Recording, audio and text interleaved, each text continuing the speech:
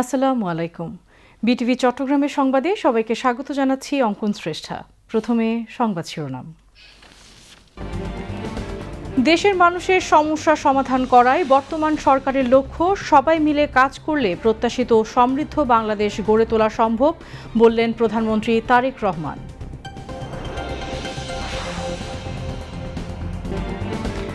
আওয়ামী লীগের মতো জনগণের স্বার্থ বিরোধী কোনো কাজ করবে না বর্তমান সরকার, জানালেন প্রধানমন্ত্রীর রাজনৈতিক উপদেষ্টা নজরুল ইসলাম খান।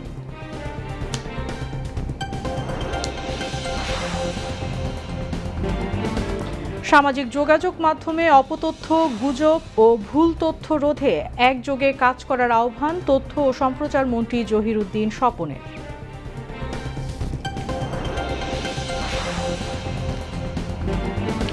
সংরক্ষিত নারী সংসদ সদস্যদের শপথ গ্রহণ আগামীকাল রাত ৯টায়। এনসিপির নুসরাত তাবাসসুমের মনোনয়নপত্র বৈধ ঘোষণা নির্বাচন কমিশনের।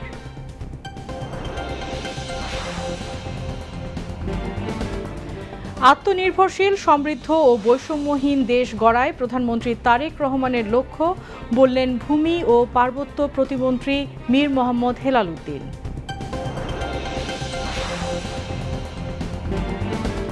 যুদ্ধ বন্ধে পাকিস্তানের মাধ্যমে দেয়া ইরানের নতুন প্রস্তাবে সন্তুষ্ট নন ট্রাম্প। আগ্রাসী বক্তব্য পরিত্যাগে যুক্তরাষ্ট্রের সঙ্গে কূটনৈতিক আলোচনায় সম্মত তেহরান।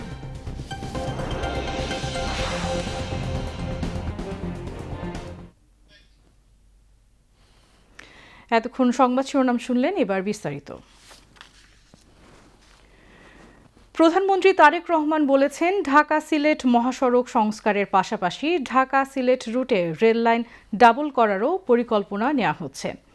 আজ সিলেটের চাঁদনী ঘাটে সুরমা নদীর উভয় পাড়ের সৌন্দর্য বর্ধন সহ বন্যা প্রতিরোধী অবকাঠামো নির্মাণ প্রকল্পের উদ্বোধন শেষে সিটি কর্পোরেশনের আয়োজিত সুধী সমাবেশে তিনি একথা বলেন।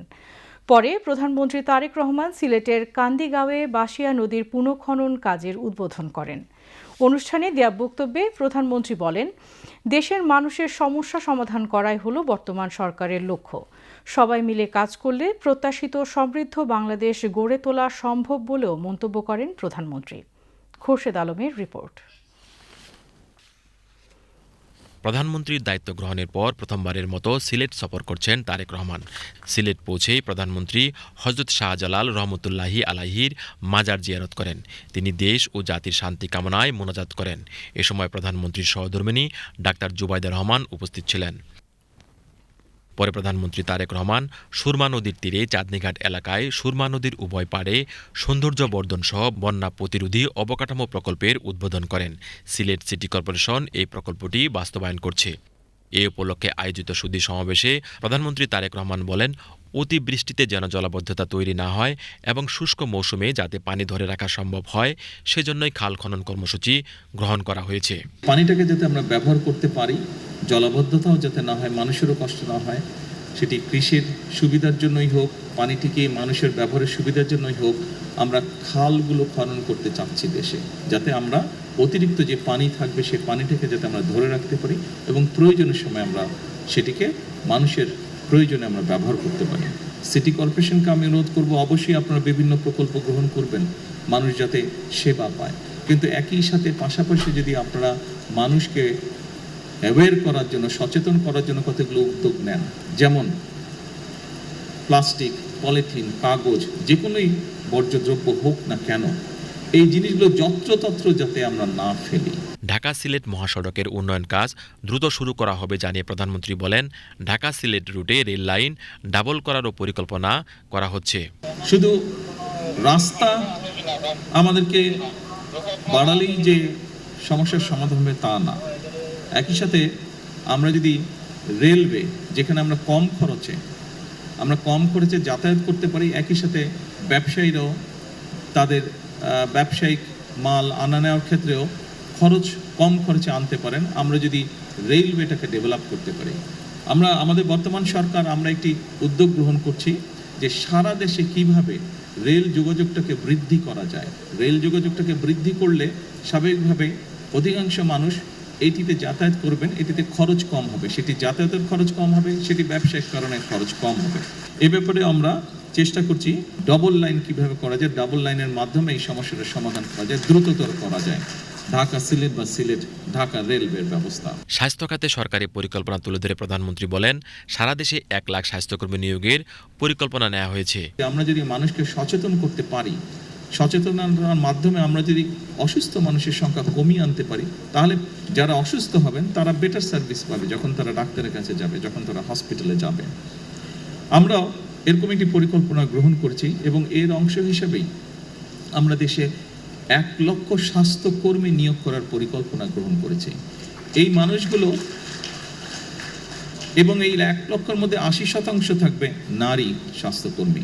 এই মানুষগুলোর দায়িত্ব হবে গ্রামে গ্রামে ঘরে ঘরে যাওয়া, শহরেও তারা থাকবে, তবে আমরা জোর দিব গ্রামের মানুষের উপরে বেশি। তারেক রহমান বলেন, কর্মসংস্থান বাড়াতে বন্ধ কলকারখানা চালু এবং নতুন বিনিয়োগ আকৃষ্ট করার উদ্যোগ নেওয়া হয়েছে। আমরা সিদ্ধান্ত গ্রহণ করেছি এই কলকারখানাগুলোকে যত দ্রুত সম্ভব কারণ বের করে যত দ্রুত সম্ভব, যদি দরকার হয় আমরা প্রাইভেটাইজ করবো সেগুলোকে। যারা এগুলো চালাতে আগ্রহী তাদের কাছে আমরা হ্যান্ড ওভার করবো। এই কাজটি শুরু করতে পারলে একদিকে সারা দেশে বহু কর্মসংস্থানের ব্যবস্থা হবে এবং একই সাথে আমরা চেষ্টা করছি দেশে এবং বিদেশে যারা বিনিয়োগকারী আছেন তাদেরকে উৎসাহিত করার জন্য, যাতে তারা বিভিন্ন ব্যবসা প্রতিষ্ঠান, মিল, কারখানা অথবা সার্ভিস ইন্ডাস্ট্রি যেটাই হোক, তারা যাতে বিনিয়োগ করেন এবং বিভিন্ন সমস্যা আছে সেই সমস্যাগুলোতে তাদেরকে আমরা চেষ্টা করছি সহযোগিতা করতে, যাতে তারা বিনিয়োগ করেন, কর্মসংস্থানের সুযোগ হয়। প্রধানমন্ত্রী বলেন, নির্বাচনী প্রতিশ্রুতি বাস্তবায়নের কাজ শুরু হয়েছে। বলেন, পরিশ্রম করলে দেশ গড়া সম্ভব।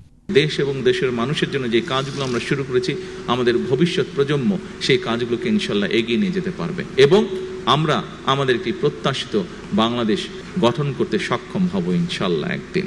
অনুষ্ঠানে শিল্প এবং বাণিজ্য মন্ত্রী খন্দকার আব্দুল মুক্তাদির, প্রবাসী কল্যাণ ও বৈদেশিক কর্মসংস্থান মন্ত্রী আরিফুল হক চৌধুরী, প্রধানমন্ত্রীর পররাষ্ট্র বিষয়ক উপদেষ্টা হুমায়ুন কবির, জাতীয় সংসদের হুইপ জি.কে. গৌস অন্যান্যের মধ্যে বক্তব্য রাখেন।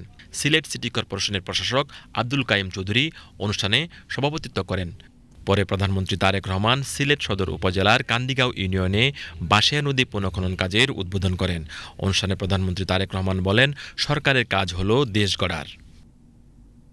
Khurshed Alam, BTV news. প্রধানমন্ত্রীর রাজনৈতিক উপদেষ্টা ও বিএনপির স্থায়ী কমিটির সদস্য নজরুল ইসলাম খান বলেছেন, আওয়ামী লীগের মতো বর্তমান সরকার জনগণের স্বার্থ বিরোধী কোনো কাজ করবে না। তাই রাজনৈতিক দলের কার্যক্রম নিষিদ্ধ আইন নিয়ে উদ্বিগ্ন নয় বিএনপি। সকালে জাতীয়তাবাদী শ্রমিক দলের প্রতিষ্ঠাবার্ষিকী উপলক্ষে শহীদ প্রেসিডেন্ট জিয়াউর রহমান ও সাবেক প্রধানমন্ত্রী খালেদা জিয়ার সমাধিতে পুষ্পস্তবক অর্পণ শেষে সাংবাদিকদের তিনি একথা বলেন। নজরুল ইসলাম খান বলেন, বিএনপি যদি পতিত স্বৈরাচারের মতোই আচরণ করে তবে আইন অনুযায়ী তাদের বিরুদ্ধেও একই ব্যবস্থা নেওয়া যাবে। এ সময় শ্রমিক দলের অন্যান্য নেতৃবৃন্দ উপস্থিত ছিলেন। আমরা কিন্তু লড়াইয়ের ময়দানে ছিলাম।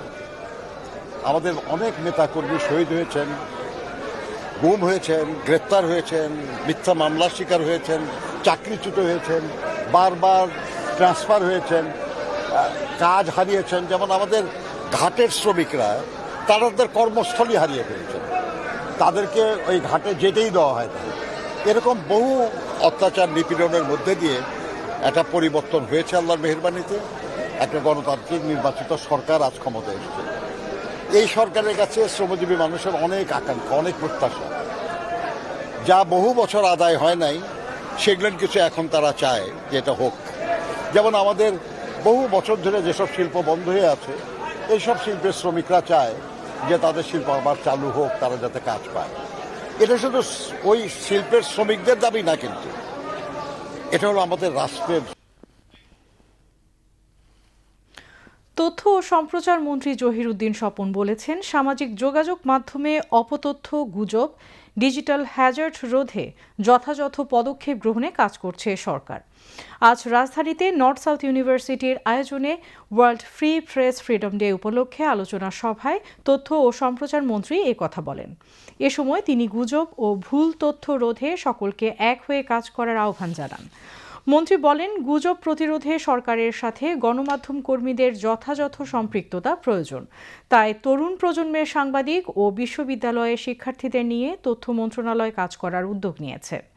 আলোচনা সভায় গণমাধ্যমের বিশিষ্ট ব্যক্তিবর্গ ও নর্থ সাউথ বিশ্ববিদ্যালয়ের শিক্ষক শিক্ষার্থীরা উপস্থিত ছিলেন। হ্যাজার্ড এবং ডিজিটাল যে ওয়েস্টেজ, যেটা এখন গণমাধ্যমের জগতের সবচেয়ে বড় চ্যালেঞ্জ হিসেবে দেখা গিয়েছে, মিসইনফরমেশন এবং ডিসইনফরমেশনকে কমব্যাট করাটা একেবারে প্রত্যেকটা মানুষের জন্য এবং রাষ্ট্রের পক্ষে এটা হয়ে গেছে সবচেয়ে বড় চ্যালেঞ্জের বিষয়। আমি ব্যক্তিগতভাবে আমি সামান্য কয়েকদিন মন্ত্রিত্বের দায়িত্ব নিয়েছি, এ পর্যন্ত যত মানুষের সঙ্গে আমার এই নিয়ে কথা হয়েছে বেশিরভাগ কিন্তু দেখেছি এটাই নিয়ে কথা হচ্ছে, ভাই এটা কিছু একটা করেন, কি করা যায়। খুঁজে বের করতে হবে যে এই ডিজিটাল হ্যাজার্ডকে, ডিজিটাল ওয়েস্টেজকে আমি কিভাবে সিভিলাইজেশনের নিউ এম্পাওয়ারমেন্টের মধ্যে র মেটেরিয়ালটা ট্রান্সফার করতে পারি।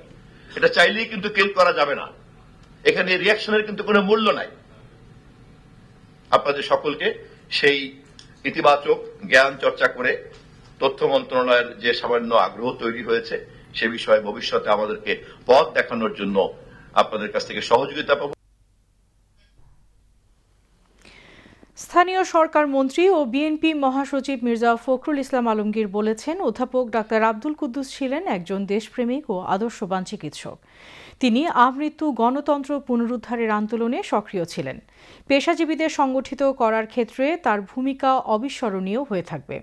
তিনি আজ ঢাকায় শেরেবাংলা কৃষি বিশ্ববিদ্যালয়ে জিয়া পরিষদের কেন্দ্রীয় কমিটির প্রয়াত চেয়ারম্যান এবং বিএনপি চেয়ারপারসনের উপদেষ্টা অধ্যাপক ডাক্তার মোহাম্মদ আব্দুল কুদ্দুস স্মরণে এক আলোচনা সভা ও দোয়া মাহফিলে এ কথা বলেন।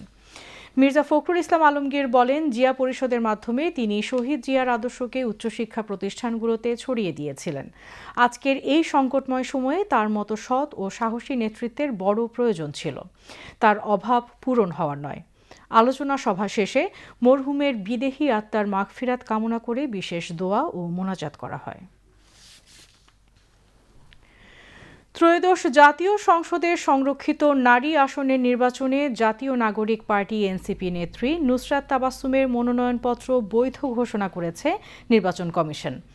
আজ রাজধানীর আগারগাঁওয়ে নির্বাচন কমিশন ভবনের সম্মেলন কক্ষে মনোনয়নপত্র বাছাই কার্যক্রম শেষে এই তথ্য জানিয়েছেন ত্রয়োদশ জাতীয় সংসদের সংরক্ষিত নারী আসনের নির্বাচনের রিটার্নিং অফিসার মঈন উদ্দিন খান। এ সময় সহকারী রিটার্নিং অফিসার মনির হোসেন উপস্থিত ছিলেন। রিটার্নিং অফিসার মঈনুদ্দিন খান বলেন, যাচাই করে দেখা গেছে নুসরাত তাবাসসুমের মনোনয়ন বৈধ। দাপ্তরিক কার্যক্রম শেষে আনুষ্ঠানিকভাবে ঘোষণা করা হবে। এর আগে ত্রয়োদশ জাতীয় সংসদের সংরক্ষিত নারী আসনের নির্বাচনে 11 দলীয় ঐক্যজোটের প্রার্থী এবং এনসিপির যুগ্ম আহ্বায়ক নুসরাত তাবাসসুমের মনোনয়নপত্র গ্রহণ ও বাছাইয়ের নির্দেশ দেন হাইকোর্ট। আদালতের ওই নির্দেশনার পর নির্বাচন কমিশন তার মনোনয়নপত্র বাছাইয়ের জন্য আজ শনিবার তারিখ নির্ধারণ করে। এদিকে ত্রয়োদশ জাতীয় সংসদের সংরক্ষিত মহিলা আসনে নবনির্বাচিত সংসদ সদস্যদের শপথ গ্রহণ অনুষ্ঠান আগামীকাল রাত 9টায় সংসদ ভবনের শপথ কক্ষে অনুষ্ঠিত হবে। আজ জাতীয় সংসদ সচিবালয় থেকে এ তথ্য জানানো হয়েছে।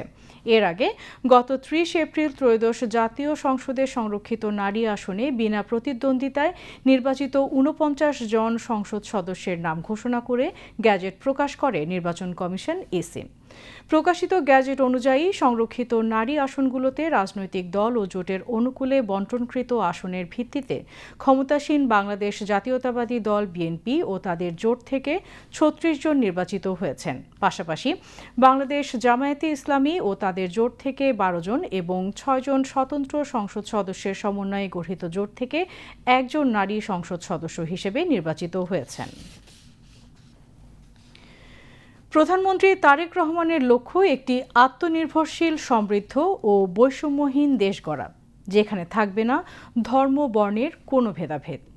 সকালে চট্টগ্রামে শিক্ষক সমাবেশে এ কথা বলেন ভূমি ও পার্বত্য চট্টগ্রাম বিষয়ক প্রতিমন্ত্রী ব্যারিস্টার মীর মোহাম্মদ হেলাল উদ্দিন। গাউসুল আজম হজরত মাওলানা সৈয়দ আহমেদুল্লাহ মাইজভান্ডারীর ২০০তম জন্মবার্ষিকী উপলক্ষে আয়োজিত হজরত সৈয়দ জিয়াউল হক মাইজভান্ডারী ট্রাস্ট এই সমাবেশের আয়োজন করে। প্রতিমন্ত্রী বলেন, তারেক রহমান দেশের 18 কোটি মানুষের প্রধানমন্ত্রী। রাষ্ট্রীয় যে কোনো সংকটে তিনি সব দলের মতামত নিয়ে পদক্ষেপ নিচ্ছেন, যে কারণে জ্বালানি সংকটের মতো একটি বৈশ্বিক সংকটের দ্রুত সমাধান হয়েছে।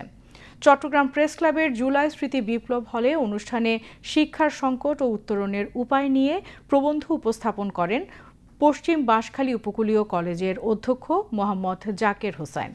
অন্যান্যের মধ্যে চট্টগ্রাম শিক্ষা board chairman professor Abdullah Al Mamun Chowdhury, অধ্যক্ষ মোহাম্মদ আবু তৈয়ব, অধ্যক্ষ এস.এ. মিসবাউর রহমান, অধ্যক্ষ মোহাম্মদ জসিম উদ্দিন, অধ্যক্ষ শিমুল বড়ুয়া সহ সংশ্লিষ্টরা বক্তব্য রাখেন। আমরা এই সিস্টেমটি ইন্ট্রোডিউস করতে চাচ্ছি যেখানে আমাদের বেসিক এডুকেশনের সাথে মোরাল এডুকেশন ইনকর্পোরেটেড হবে।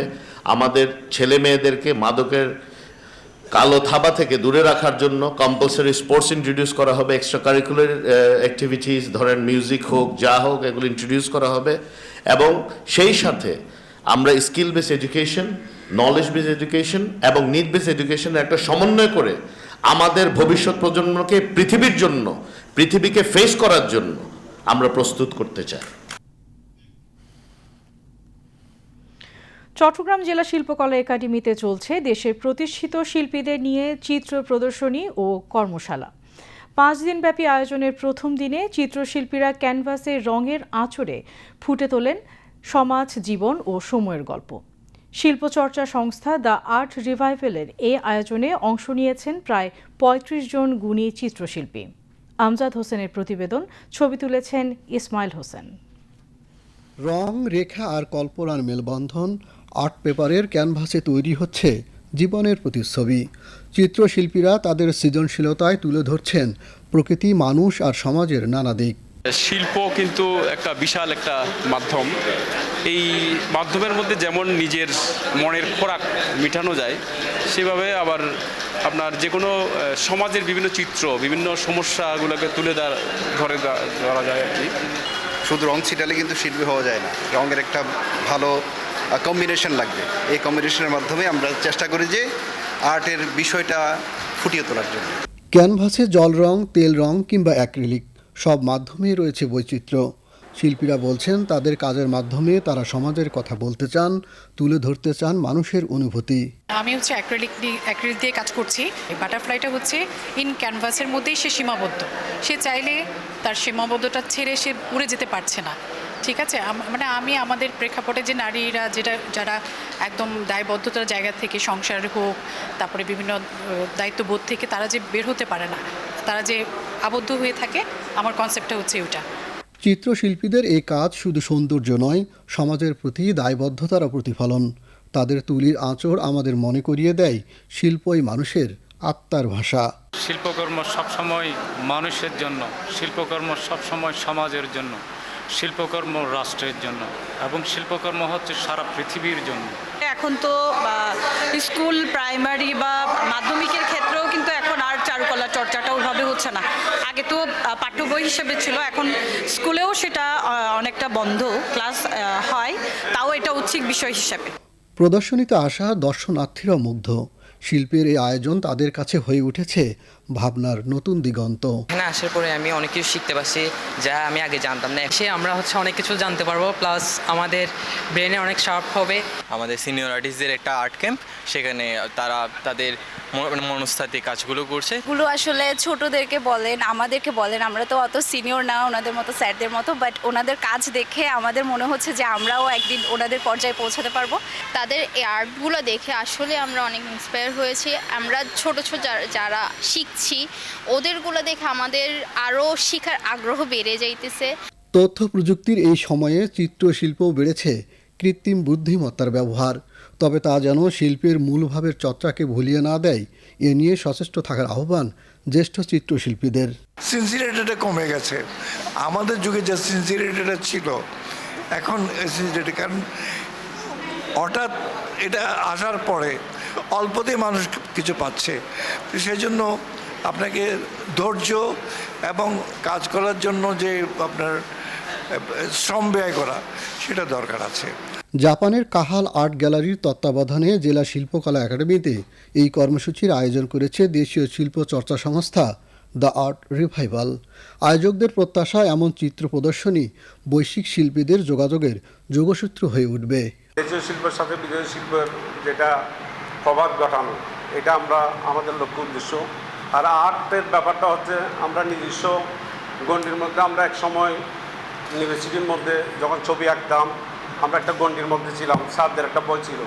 আমরা চাচ্ছি আর্ট গ্যালারির মাধ্যমে স্বাধীনভাবে আর্টিস্টরা ছবি আঁকুক, ওদের মত প্রকাশ করুক। It has proven that art does not depend solely on structure, it depends on people, on energy, on conviction. And yet, we are fortunate to gather in a space that honors arts as it deserves to be honored. A man who believes profoundly in the transformative power of culture, this space reminds us that art has always been and must remain at the heart of human dialogue. শিল্পের এই রঙিন জগৎ আমাদের চিত্তের খোরাক যোগায়, কেননা শিল্পীর প্রতিটি ছবির ভেতরে আলাদা একটা গল্প আছে যা সত্যিই অনুপ্রাণিত করে। যারা ছবি আঁকছে আমরা প্রকৃতিকেই আসলে প্রাধান্য দেই, প্রকৃতি থেকেই আমরা সব কিছু নেই, মানে নেচার ছাড়া আসলে আমাদের আর্ট ওয়ার্কস ইম্পসিবল এক কথায়। প্রতীকী দিয়ে আমরা ঋতুকে ধারণ করবো, এগুলি আদান প্রদান হতে পারে, এগুলি ঘন ঘন যদি আমরা এই ধরনের অনুষ্ঠানগুলি চালিয়ে নিতে পারি। এটি একটা আন্তর্জাতিক আর্ট ক্যাম্পের মধ্যে তিনি করছেন, জাপানের সঙ্গে একটা যোগসূত্র তিনি রচনা করতে চাইছেন। তো সব মিলিয়ে আমার মনে হয় এখানকার শিল্পীদের মধ্যে যেমন একটা পারস্পরিক যোগাযোগ ঘটবে, পারস্পরিক আদান প্রদান ঘটবে, তেমনি একটা বৈশ্বিক যোগাযোগ ঘটবে। শিল্প শুধু বিনোদন নয়, এটি সমাজের প্রতিচ্ছবি। চিত্রশিল্পীদের এই আয়োজন তাই আমাদের ভাবতে শেখায়, দেখতে শেখায় নতুন চোখে। আমজাদ হোসেন, বাংলাদেশ টেলিভিশন, চট্টগ্রাম। এবারে আন্তর্জাতিক সংবাদ।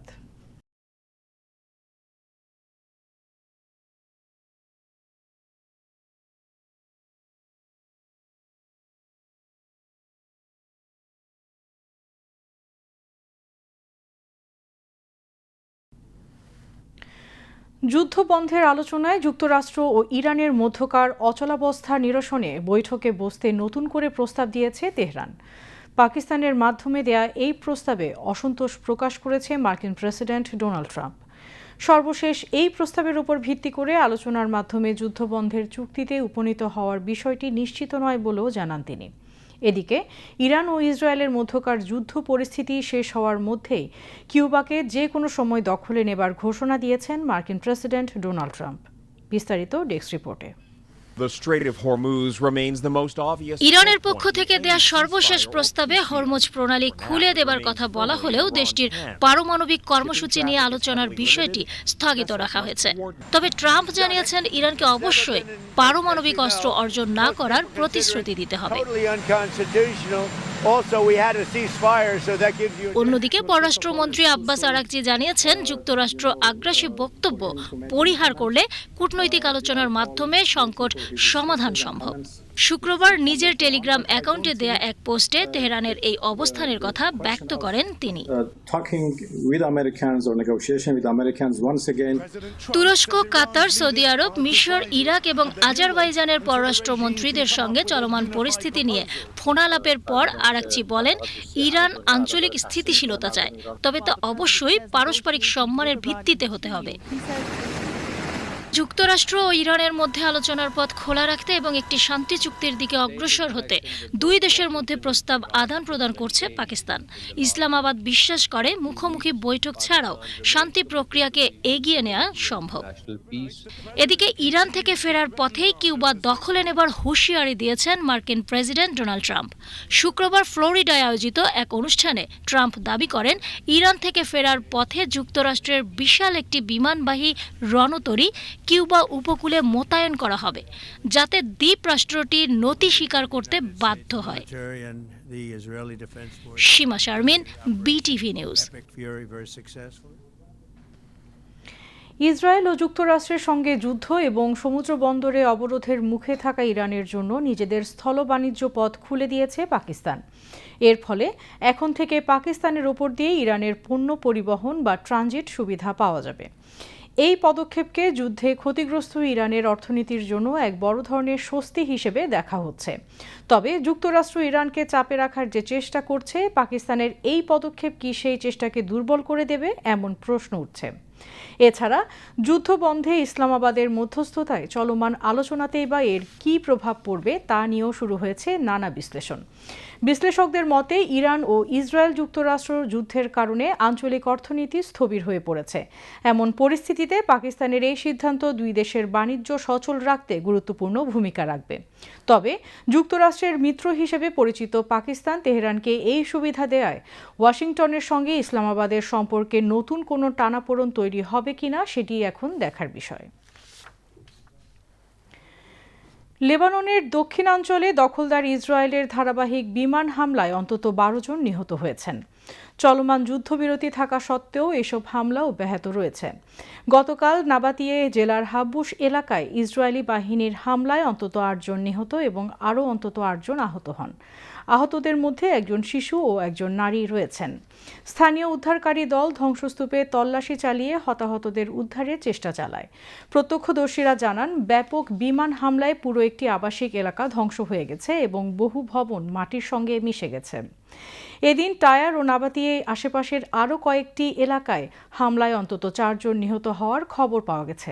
এছাড়া বিভিন্ন স্থানে বাড়িঘর, একটি কনভেন্ট ও একটি স্কুল ধ্বংস হয়ে গেছে। লেবাননের স্বাস্থ্য মন্ত্রণালয়ের তথ্য অনুযায়ী গত 2 মার্চ থেকে শুরু হওয়া সংঘাতে এ পর্যন্ত 2618 জন নিহত এবং 8094 জন আহত হয়েছেন। 17 এপ্রিল ঘোষিত যুক্তরাষ্ট্রের মধ্যস্থতায় হওয়া যুদ্ধবিরতি কার্যকর থাকলেও সহিংসতা থামেনি। এবারে খেলার খবর।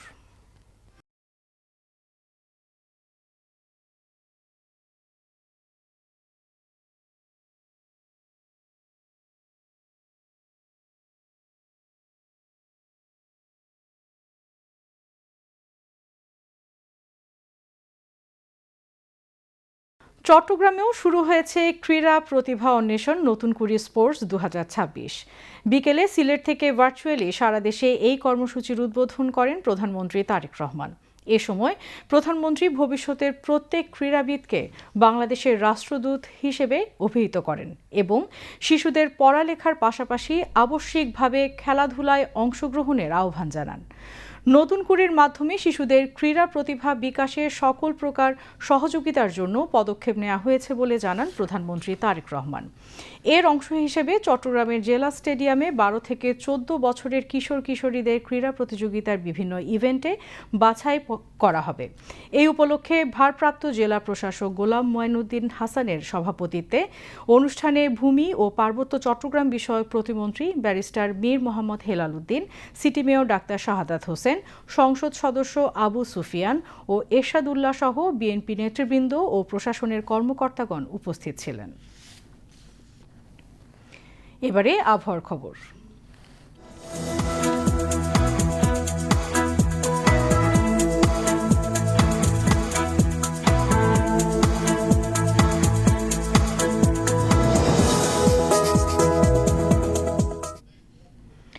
পতেঙ্গা আবহাওয়া অফিস জানিয়েছে, আগামীকাল সন্ধ্যা 6টা পর্যন্ত চট্টগ্রাম এবং পার্শ্ববর্তী এলাকায় আকাশ সাময়িকভাবে আংশিক মেঘলা অথবা মেঘাচ্ছন্ন থাকতে পারে।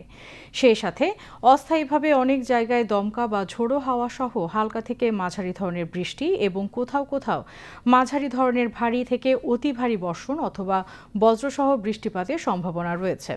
এছাড়া কোথাও কোথাও ভূমিধসের আশঙ্কা রয়েছে। দিন ও রাতের তাপমাত্রা প্রায় অপরিবর্তিত থাকতে পারে।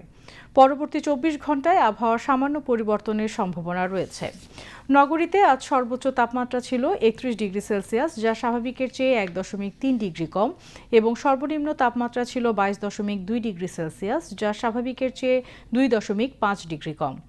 আগামীকাল চট্টগ্রামে সূর্যোদয় 5টা 19 মিনিটে এবং সূর্যাস্ত 6টা 20 মিনিটে। এবার জানিয়ে দিচ্ছি কর্ণফুলী নদীতে আগামীকালে জোয়ার ভাটার সময়সূচি। ভাটা শুরু হবে রাত 1টা 30 মিনিটে, জোয়ার সকাল 7টা 56 মিনিটে।